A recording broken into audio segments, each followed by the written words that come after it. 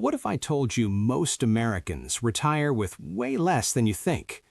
You've been hearing you need $1 million, maybe 2 million. The financial industry loves those big, scary numbers. But the actual median retirement savings for someone in their 60s? $112,000. And somehow people are making it work. Let me tell you about my neighbor Frank. He retired at 65 with $140,000 in his 401k. Not a million, not even $500,000, $140,000.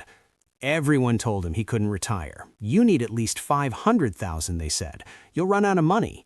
He's been retired for 6 years now, and he's not just surviving, he's comfortable. I asked him how he's pulling it off. He said, "I stopped listening to people who don't live like me. I ran my own numbers, and I realized I didn't need what they said I needed." I'm going to show you Frank's exact breakdown, how he lives on way less than the experts say is possible. And I'll show you the real numbers for what most Americans actually retire with, because you might be a lot closer than you think. But first, let's talk about why those million-dollar targets are nonsense for most people. Here's what the retirement industry tells you. You need 10 times your annual salary saved. You need at least $1 million. Aim for 1.5 to 2 million to be safe. Those numbers aren't based on your life. They're based on someone making 6 figures who wants to maintain that lifestyle in retirement. But here's the reality most people face. According to the Federal Reserve, median retirement savings for ages 55 to 64 is $134,000. Median for ages 65 to 74, $164,000. Half of people have less than that. If you're sitting on $150,000 thinking you're behind, you're not. You're average. And average people retire successfully every single day. Let me show you how. First, let's look at what Frank actually has. Real numbers, not theory. Frank at retirement, age 65, 401k balance, $140,000. Social Security, $1,950 a month. Paid off house. Monthly expenses, $2,800. Here's his income breakdown. Social Security, $1,950 a month. 401k withdrawal, $850 a month, roughly 7% annual withdrawal, $10,200 a year. Total monthly income, $2,800. His expenses, $2,800. He's break even, zero margin, right? Wrong, because Frank's expenses aren't what you think. Let me break down his $2,800. Property tax and insurance, $400. Utilities, electric, water, internet, $220. Groceries, $450. Gas and car insurance, $280. Healthcare, Medicare plus supplement, $320. Entertainment and MISC, $430. Home maintenance fund, $200. Emergency buffer, $500. Pause here. Does that look impossible to you? Because it shouldn't. Frank doesn't have cable, streaming only, $15 a month included in utilities. He doesn't eat out multiple times a week, maybe twice a month. His car's paid off, 2015 Honda, runs fine. His house is paid off, biggest expense eliminated. He's not living like a monk, he's living like someone who doesn't waste money on stuff he doesn't need. Now here's where it gets interesting. Year 1, he pulled $10,200 from his 401k, but that $140,000 is still invested. It's growing. At a modest 6% return, his balance after year 1, roughly $138,000, grew by $8,400, pulled $10,200. Year 2, same thing. Balance drops to about $136,000. By year 10, his 401k balance is around $105,000. He's 75 now, still has over $100,000, still getting Social Security, still fine. And here's the kicker, he's not even touching that emergency buffer every month. Some months cost more, some less. Over 6 years, he's actually rebuilt a $15,000 cash cushion from months where he spent under budget. If you're running your own numbers right now and realizing you might be closer than you thought, keep watching. Now let's talk about what actually makes this work. Because it's not magic, it's strategy. 3 things make Frank's retirement possible. 1, he maximized Social Security. Frank waited until 67 to claim, his full retirement age. His benefit at 67, $1,950. If he'd taken it at 62, he'd only get about $1,365. That's $585 less per month, $7,020 less per year. That difference alone would have forced him to pull $17,000 plus from his 401k annually instead of $10,000. His 401k would have been gone by now. Waiting those 5 years saved his retirement. If you're planning to take Social Security early just because you're tired, run the numbers first. That decision might be costing you $100,000 over your lifetime. 2. His house is paid off. This is non-negotiable for retiring on less. If Frank still had a $1,200 a month mortgage, his monthly expenses would be $4,000. His income wouldn't cover it.